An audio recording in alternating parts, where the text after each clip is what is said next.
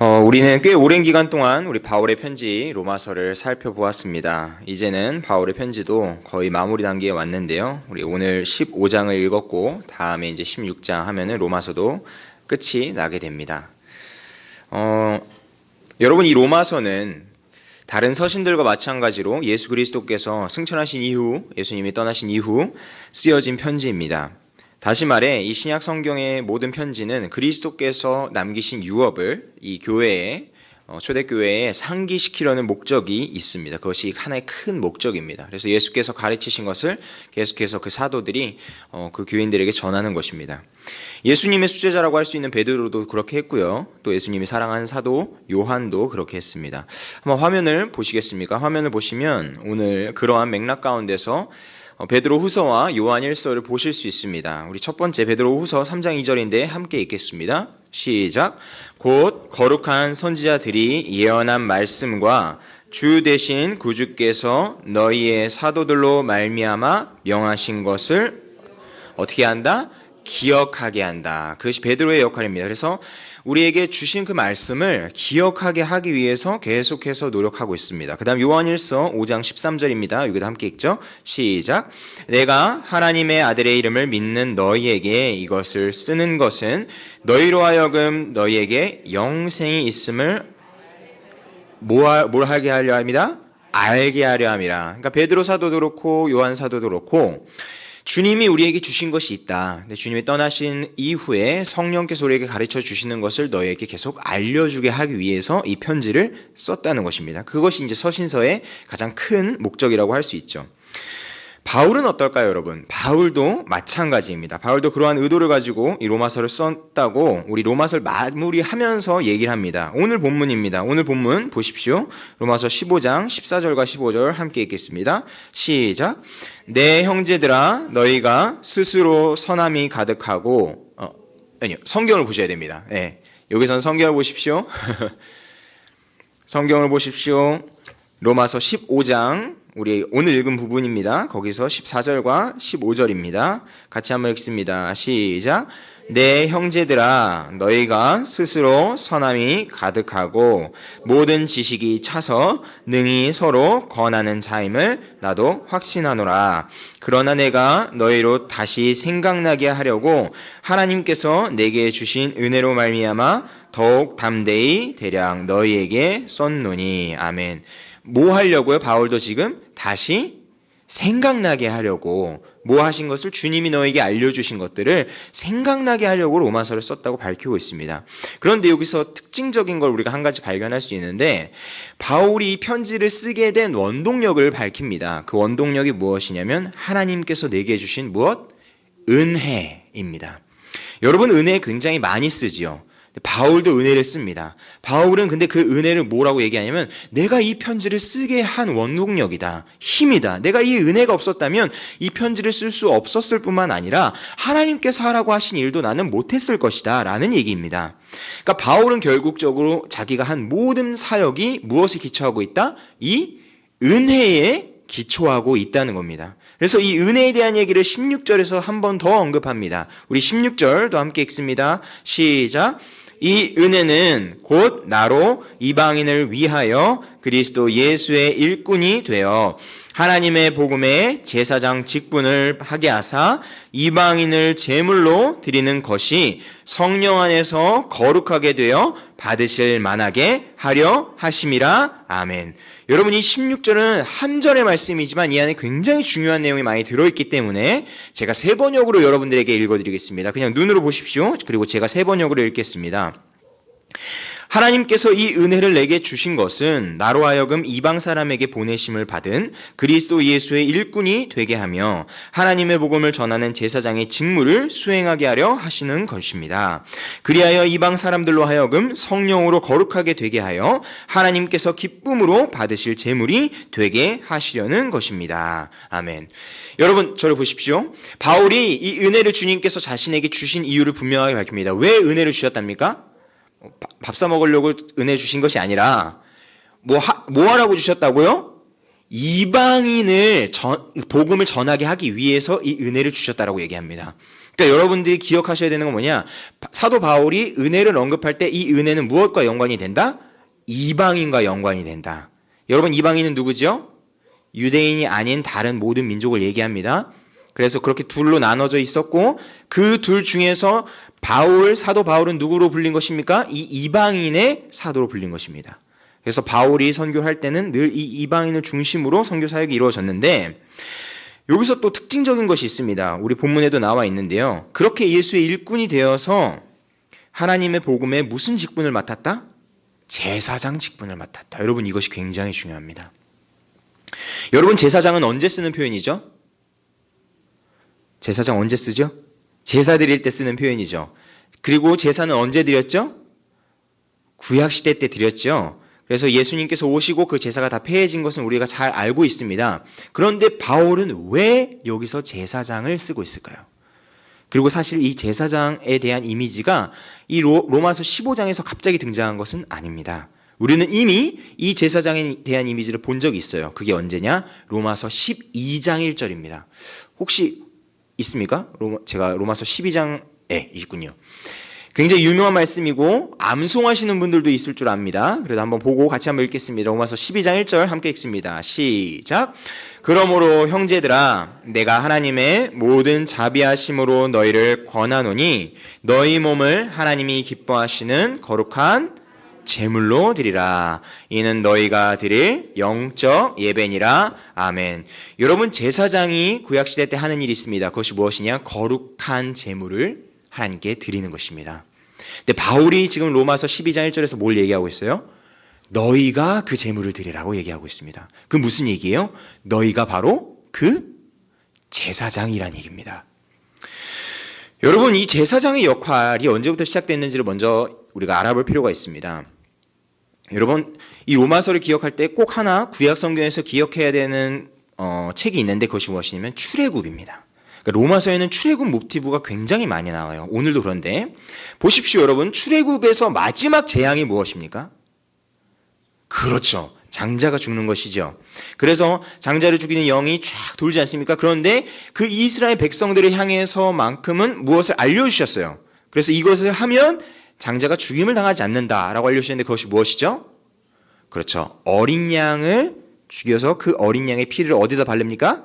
문설주에 바르면 그 피를 보고 그 죽음의 영이 거기는 들어가지 않고, 그렇죠? 그래서 어린 양의 피로 말미암아 누가 살림을 받아요?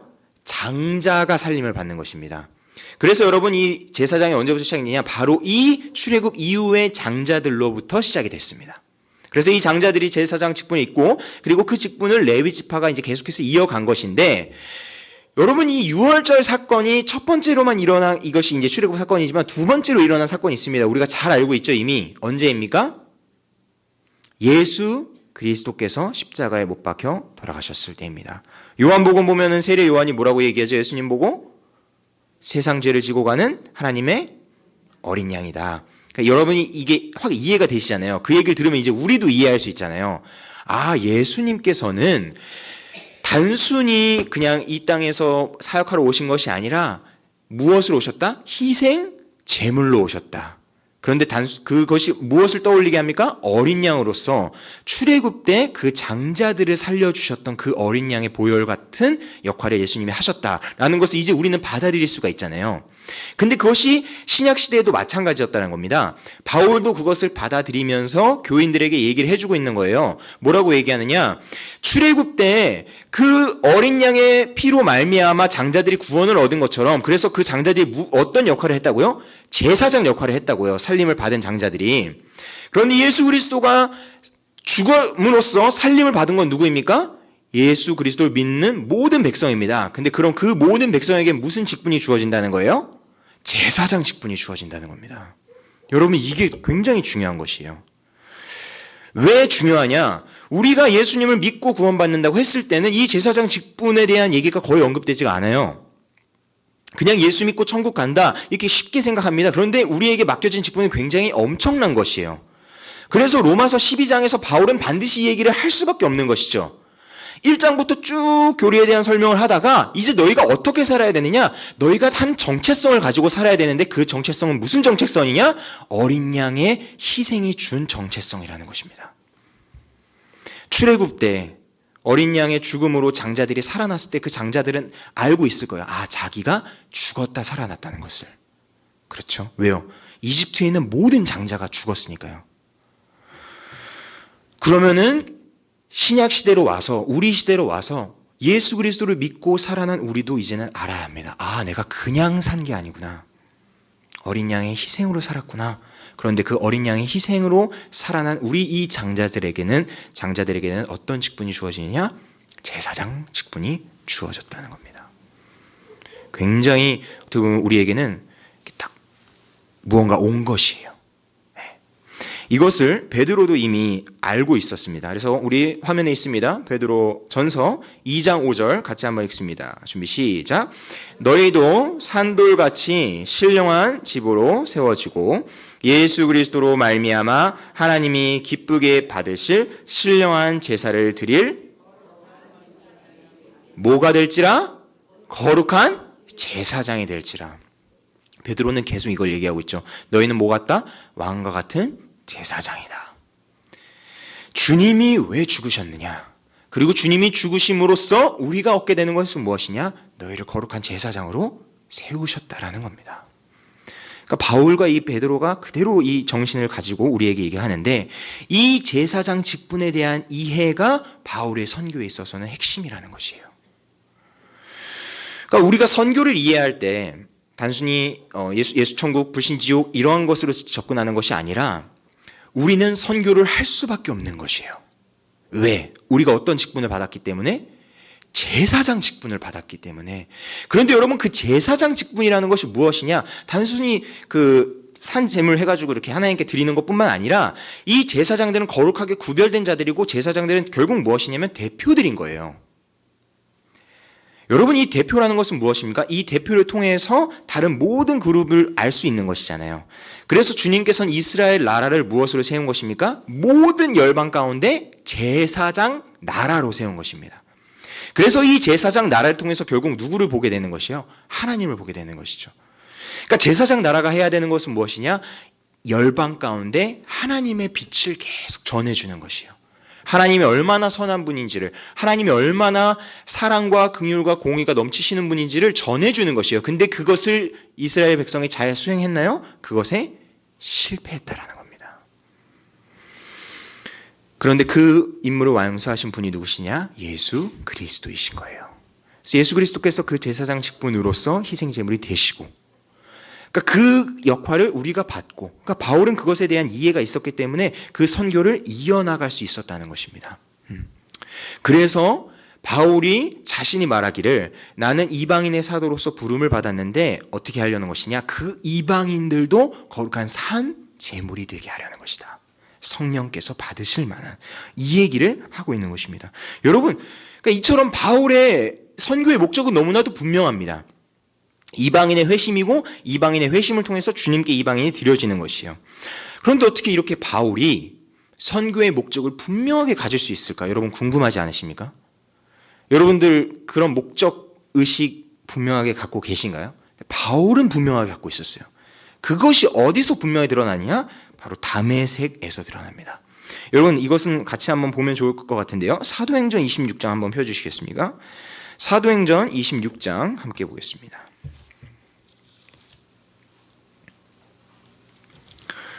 요한복음 다음에 사도행전이 있습니다. 로마서 바로 뒤가 사도행전입니다. 사도행전 26장을 보시면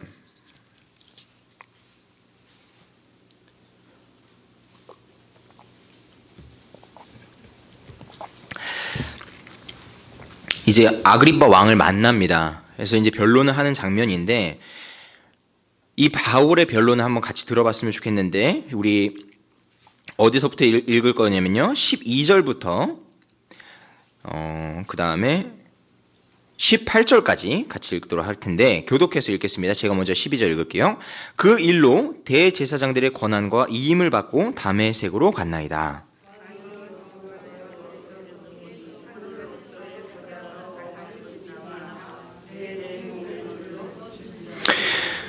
우리가 다 땅에 엎드려짐에 내가 소리를 들으니 히브리 말로 이르되 사울아 사울아 내가 어찌하여 나를 박해하느냐 가시채를 뒷발질하기가 내게 고생이니라.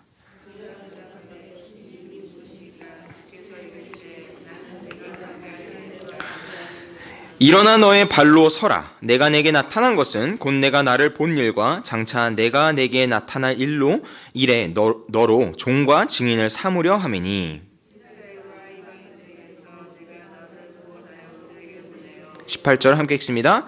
그 눈을 뜨게 하여 어둠에서 빛으로 사탄의 권세에서 하나님께로 돌아오게 하고 죄의 사함과 나를 믿어 거룩하게 된 무리 가운데 기업을 얻게 하려 하심이라. 아멘. 여러분 이 부분도 제가 한번 세 번역으로 읽어드리겠습니다. 그냥 눈으로 성경 보십시오. 자 일어나서 발을 딛고 서라. 내가 내게 나타난 목적은 너를 일꾼으로 삼아서 내가 나를 본 것과 내가 장차 내게 보여줄 일의 증인이 되게 하려는 것이다. 나는 이 백성과 이방 사람들 가운데서 너를 건져내어 이방 사람들에게로 보낸다. 이것은 그들의 눈을 열어주어서 그들이 어둠에서 빛으로 돌아서고 사탄의 세력에서 하나님께로 돌아오게 하며 또 그들이 죄사함을 받아서 나에 대한 믿음으로 거룩하게 된 사람들 가운데 들게 하려는 것이다. 아멘. 여러분 바울이 이것을 받은 것입니다. 그래서 바울은 아그리빠 왕이 물어본 거예요. 아그리빠 왕이 바울아 너 도대체 왜 그래? 너 왜 그렇게 살아? 너 유대인으로서 또 로마 시민으로서 너 충분히 잘 살 수 있는데 왜 그렇게 사냐라고 아그리빠 왕이 물어본 것이죠. 근데 바울이 뭐라고 얘기한 겁니까? 내가 그러한 이유가 있었다. 그러면서 이 경험을 분명하게 얘기를 하는 것입니다. 그러니까 이것이 계속해서 바울에게는 남아있는 것이요. 그러니까 바울은 자신이 받은 그 다메섹에서의 사명을 끝까지 유지하면서 삶을 살아갔던 사람이고 그가 나중에 우리가 보겠지만 선교에 있어서의 모든 계획도 결국엔 이걸 다 따라가는 것이거든요. 여기서 우리는 우리 자신 한번 돌아볼 수 있게 되는 것 같아요. 여러분들의 삶을 살아가게 하는 그러니까 바울에게 있어서 이런 다메섹과 같은 경험이 여러분에게도 있으신지 궁금합니다. 사실 예수님의 이런 직접적인 얘기 여기 보면은 히브리 말로 되어 있다고 하잖아요. 그 성경에 나와 있잖아요. 히브리 말로 사울아 사울아라고 얘기했다고 하시거든요. 예수님이. 그러면 우리식으로 하면 우리가 이런 바울과 같은 경험을 한다면 한국어로 영균아 누구십니까? 너가 설교하는 예수다. 이런 어떤 직접적인 얘기를 여러분들이 들으시기는 굉장히 어려워요. 그렇죠? 물론 그런 분들도 계시겠지만 그 굉장히 드문 케이스입니다. 근데 여러분 우리는 그렇다면 어떻게 이러한 확신들 가운데로 나아갈 수 있죠? 우리에게 주어진 말씀이 그렇습니다. 그러니까 여러분 우리가 이 말씀이 바로 그러한 주님의 음성으로서 우리는 들려지는 것이고 그렇게 우리는 듣고 살아가는 것입니다. 그러니까 내 마음 가운데 확신이 없고 그러니까 아그리빠 왕이 내 앞에서 물어봤다고 생각해 보십시오. 너 교회 왜 다니니? 너 선교 왜 하니? 너 선교 후원금을 왜 내니? 라고 물어봤을 때 왠지 안 내면 벌 받을 것 같아가지고요. 글쩍글쩍 이러는 것이 아니라 바울이 분명한 목적 가운데 내가 예수 그리스도께 받은 사명이 있다. 나는 이방인의 사도로서 부름을 받았다. 그것은 곧 그들이 어둠 가운데서 빛으로 그리고 그들이 거룩한 한 백성으로 모이게 하기 위한 그 거룩한 부르심이 나에게 있다 라고 말했던 것처럼 우리도 최소한 이 말씀 가운데에서 그러한 확신들을 찾아야 될 줄을 믿습니다. 여러분 그것이 우리에게 원동력이 돼야 돼요. 그러니까 바울이 이것이 있었기 때문에 바울은 무엇 가운데도 나아갈 수 있었습니까? 유대인들의 공격 가운데서도 나아갈 수가 있었거든요. 그러니까 괜히 바울이 막 자랑하려고 그런 것이 아니에요. 계속 핍박당하고 바울도 힘들었습니다. 그럼에도 불구하고 바울은 이걸 굉장히 자랑스럽게 여겼어요. 왜요? 자신이 예수 그리스도께로부터 이것을 받았기 때문입니다. 여러분 이렇게 바울이 이러한 직분을 받고 힘들었지만 그걸 자랑스럽게 여긴 것이 우리 다시 로마서로 보겠습니다. 로마서로 가셔서 오늘 본문 15장의 17절부터 21절까지인데 로마서 본문으로 다시 돌아갑니다. 15장 17절부터 21절까지 함께 읽습니다. 우리 5절의 말씀 같이 함께 읽겠습니다. 시작.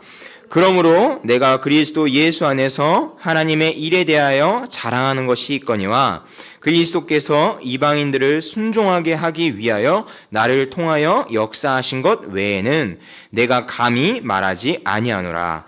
그 일은 말과 행위로 표적과 기사의 능력으로 성령의 능력으로 이루어졌으며 그리하여 내가 예루살렘으로부터 두루 행하여 일루리곤까지 그리스도의 복음을 편만하게 전하였노라.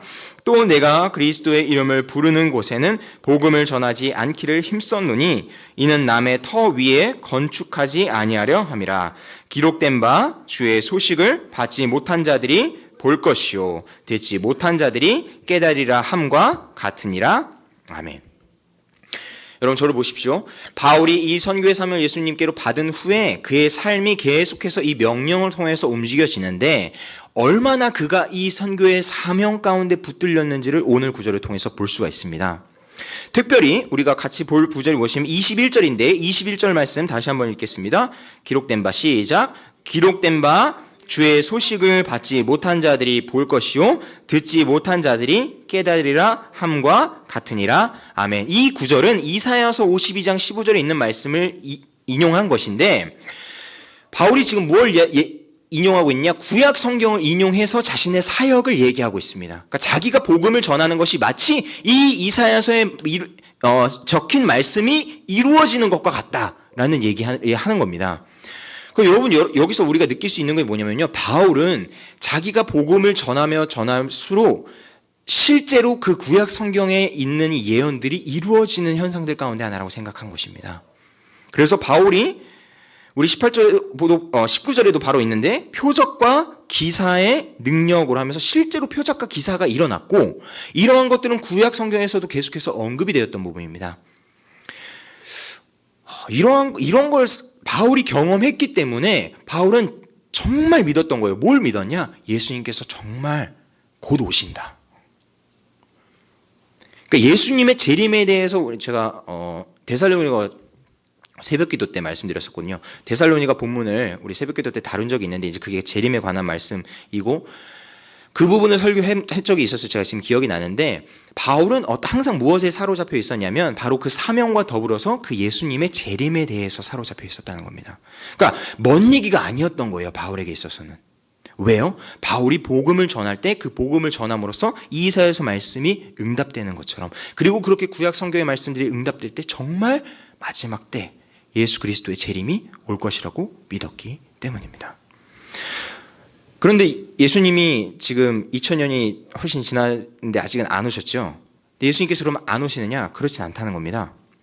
여전히 그럼 우리도 어떠한 마음으로 살아갈 수 있습니까? 이 바울과 같은 심정으로 살아갈 수 있다는 것을 여기서 우리는 깨달을 수 있습니다.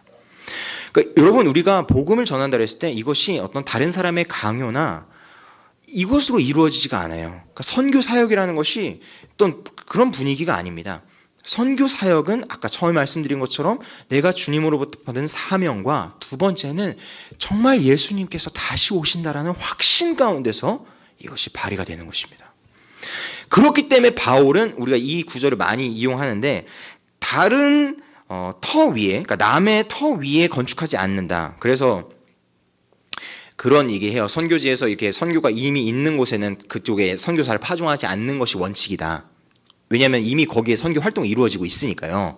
그래서 이제 이렇게 균등하게 이렇게 선교 사역들 이렇게 분배를 잘 해서 하는 것이 중요하죠. 근데 여기서 제가 바울의 마음을 더 읽을 수 있는 것은 무엇이냐면 바울은 그리스도의 이름을 부르는 곳에는 복음을 전하지 않기를 힘썼다. 그러니까 그리스도의 이름이 있는 곳에는 내가 복음을 전하지 않기를 힘썼다는 것은 곧 그리스도의 이름이 불러지지 않는 곳에는 자기가 뭐 하기를 힘썼다?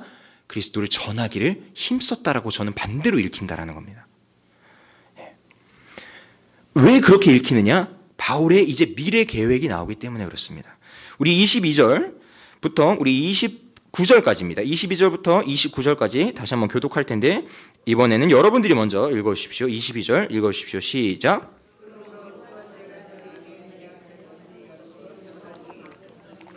이제는 이 지방에 일할 곳이 없고 또 여러 해 전부터 언제든지 서바나로 갈 때에 너희에게 가기를 바라고 있었으니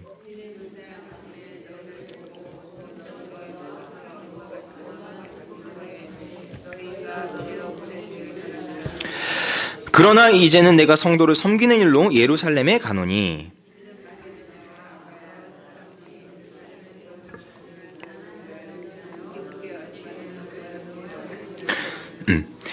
저희가 기뻐서 하였거니와 또한 저희는 그들에게 빚진 자니 만일 이방인들이 그들의 영적인 것을 나눠 가졌으면 육적인 것으로 그들을 섬기는 것이 마땅하니라.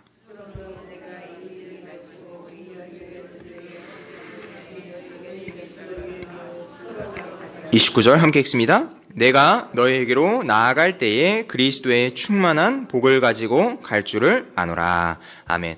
여러분, 지금 바울은 새로운 선교지 개척을 계획하고 있습니다. 그것이 어디입니까? 서바나입니다. 여러분, 서바나라 해서 잘 어려우신데 이것이 스페인입니다. 스페인.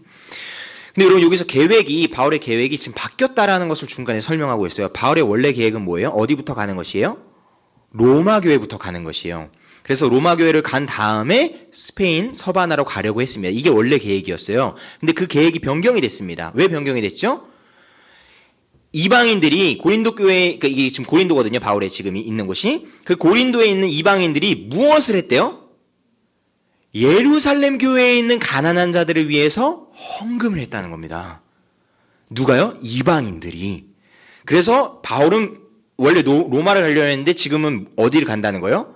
예루살렘에 간다는 거예요. 왜? 그 헌금 전달해 주러. 근데 여러분 생각해 보세요. 왜냐면 이게 굉장히 중요한 포인트인데 왜 그러냐? 바울이 지금 로마서 12장 이후부터 계속 말하는 것, 특히 이 직전까지 말하는 중요한 지점이 무엇입니까? 그리스도 안에서 누구와 누구는 하나다? 유대인과 이방인은 하나다입니다. 이것이 복음이 하나 되게 하신다라는 거예요. 이게 굉장히 중요한 얘기입니다. 근데 둘이 하나가 잘 안 돼요. 왜 그렇죠? 유대인은 이방인을 멸시하고 천한 것들, 신분도 없는 것들. 왜 유대인들은 계속 유일신으로 하나님 섬기면서 왔잖아요.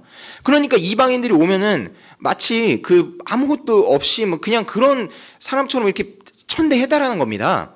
그러니까 이방인들도 그런 대우를 받았을 때 유대인들이 얼마나 꼴을 보기 싫었겠어요. 근데 그게 한 교회 안에서 계속 이루어졌다는 겁니다. 그러니까 두 안에 파가 있던 거예요. 두 파가 서로 싸우고 안 좋고, 미워하고 원수지가 나고. 바울이 계속 무슨 얘기합니까? 둘이 사이좋게 지내야 된다. 왜? 그리스도께서 평화하게 하신 것은 그 평화다. 너희를 평화하게 하려 하신.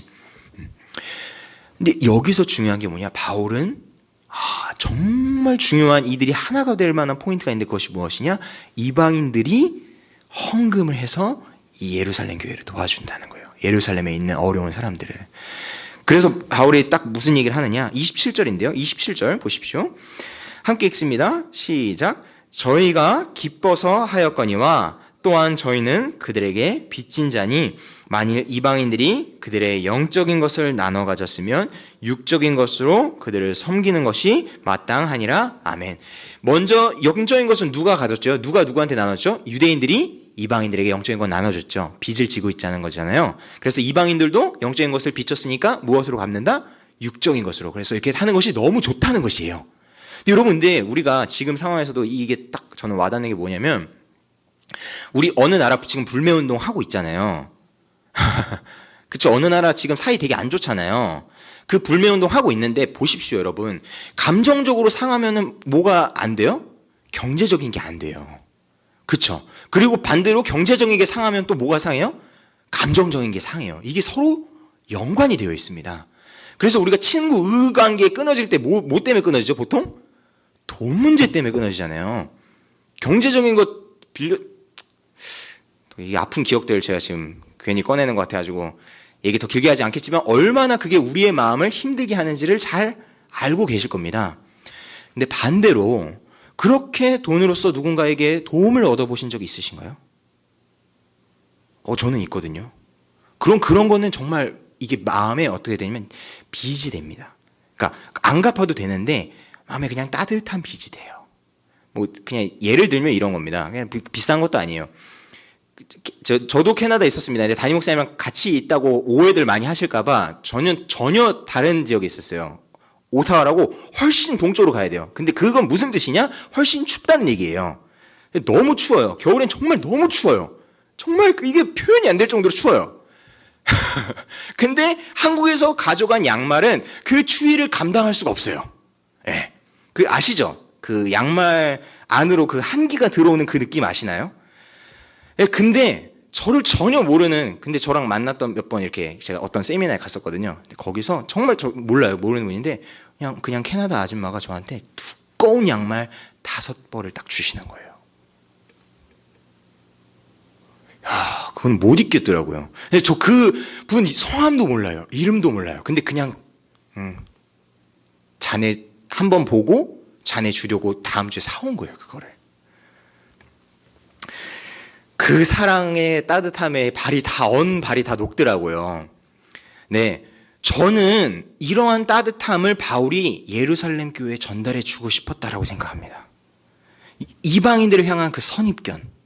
이방인들을 향한, 그렇잖아요. 저도 사실 이방인이었잖아요, 캐나다에서는. 근데 그 캐나다 그 아줌마가 불쌍히 여긴 거죠. 그 흰색 얇은 양말을 신고 있는 한 청년을 두꺼운 그 양말 딱 폭신폭신한 걸로 딱 해주는데, 감동이 있었던 것처럼 예루살렘 교회 가운데도 바울이 그러한 감정으로 이게 딱 녹아지기를. 그래서 이 경제적인 부분에 있어서 도와주고 서로가 빚진 자로서 사랑의 빚을 서로가 짐으로써 하나로 연합되기를 바울은 간절히 바랬던 것입니다. 그래서 저는 여기서 놀라운 게 무엇이냐면 바울이 이 돈을 남을 통해서 전달한 게 아니라 어떻게 했다는 거예요? 자기가 직접 전달하러 갔다는 거예요. 이게 되게 중요한 것입니다. 굳이 그러지 않아도 되잖아요. 그렇죠? 헌금 그냥 보내도 되잖아요. 성경금으로. 그러지 않고 직접 가는 거예요. 마치 우리가 태국에 직접 가듯이 직접 그 선교지로 가고 거기에 가서 무엇을 전달하느냐? 유대인들이 이만큼 너희를 사랑한다. 이방인들이. 그게 딱 맞아 떨어질 때, 그러니까 바울은 사실 여러분 이게 이 제사장 직분에 있어서의 정말 중요한 부분인데요. 우리가 생각하는 그 거룩함, 그리고 우리가 생각하는 그 복음이 자꾸만 우리 스스로 개인적인 부분으로 적용될 때가 많아요. 그래서 내가 죄를 덜 짓고 이런 부분도 분명히 중요합니다. 근데 바울이 로마서에서 제가 발견한 부분은 무엇이냐면 정말 거룩한 교회, 하나님 나라를 닮은 교회는 무엇이냐면 일치됨이에요. 네, 분열된 게 하나 되는 거예요. 서로 싸우던 게 화해가 되는 것이에요. 그게 복음의 능력이라고 바울은, 저는 그렇게 이해를 합니다. 그러니까 바울은 실제로 자기가 어떻게 되는 거예요? 복음의 사신으로 가는 거죠. 네, 그래서 그 화합의 장을 바울이 직접 만드는 것입니다. 그런 면에서 바울은 로마서 12장 1절에서 너희가 제사장으로서 거룩한 산 제물이 되라 라고 권면했던 것을 자기 스스로에게도 적용을 하고 있다는 것이에요.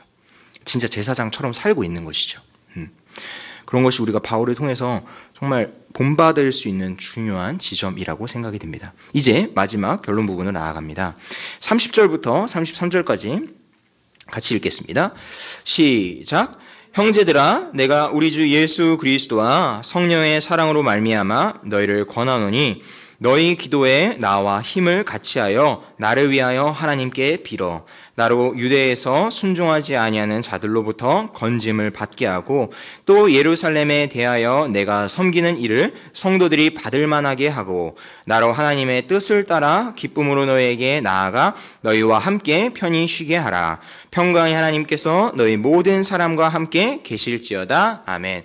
여러분 정리할게요. 바울이 이런 하나님의 사명을 받고 예수 그리스도의 사명을 받고 이방인의 사도로서 그 복음의 빛을 전하는 가운데 계획이 있었어요. 어떠한 계획이죠? 먼저 로마 교회에 가려는 계획이었어요. 근데 그 계획이 바뀌었어요. 왜 바뀌었죠? 그 연보, 헌금을 어디에 전달해 주려고? 예루살렘에 전달해 주려고. 그럼 예루살렘에 전달해 줬어요. 그럼 이제 바울은 어디 갈 거예요? 로마 교회로 가겠죠. 근데 왜 로마 교회로 간다 그랬어요? 로마 교회를 간 다음에 어디 가려고? 서바나 가려고. 왜요? 서바나는 바울의 선교지거든요. 근데 여러분 생각해 보세요. 바울이 선교지를 딱 정했으면 그냥 바로 서바나 가도 되잖아요. 그렇죠? 예루살렘에 일하고 빨리 그 일을 빨리 해치웠으니까 더 주님 복음을 빨리 전하기 위해서 서바나로 확 가면 되잖아요. 그런데 왜 굳이 로마로 들렸다가 그 서바나로 가는 것일까요? 하나예요. 결국엔 그 로마 교회가 바울의 그 선교에 함께 뭐하게 하려고?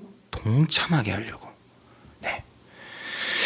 여기서 우리도 가져갈 수 있는 거예요. 선교는 어떤 특정한 어떤 그런 어벤져스와 같은 정말 막 신앙이 막 위대한 어떤 한 인물의 그러한 원맨쇼가 아니라 선교라는 것은 무엇이다? 교회의 일이다. 바울은 그걸 깨우쳐주고 있는 것입니다.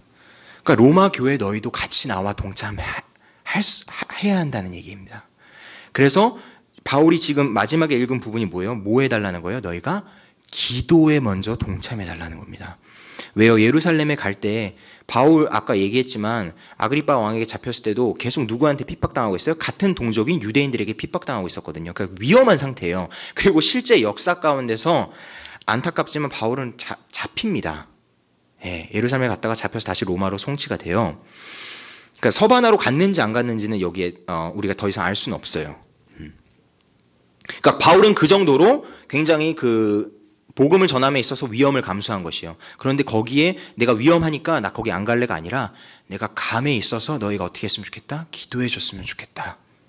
그리고 내가 가져가는 헌금을 예루살렘 교회가 받고 정말 그렇게 하나 됐으면 좋겠다라고 기도 부탁을 하는 겁니다. 그래서 우리는 여기서 결론적으로 한 가지 알 수 있죠. 우리가 선교를 남의 이야기가 아니라 우리의 이야기로 만들 수 있는 가장 첫걸음은 무엇이다? 기도다. 그래서 우리가 새벽기도 나와서 매주 금요일마다 세계 선교를 위해서 기도하고 또 담임 목사님과 함께 금요기도회 때 선교를 위해서 기도하는 것이 그냥 형식상 하는 것이 아니라는 거예요.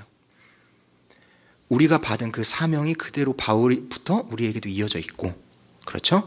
그리고 그 바울에 갖고 있는 그 원동력 무엇? 하나님의 은혜가 우리에게도 있기 때문입니다. 그러므로 오늘 하루 여러분들의 삶 가운데 그리고 앞으로의 삶을 여러분들이 계획하실 때도 이러한 비전과 이러한 힘을 가지고 계획하시길 주님의 이름으로 축복합니다.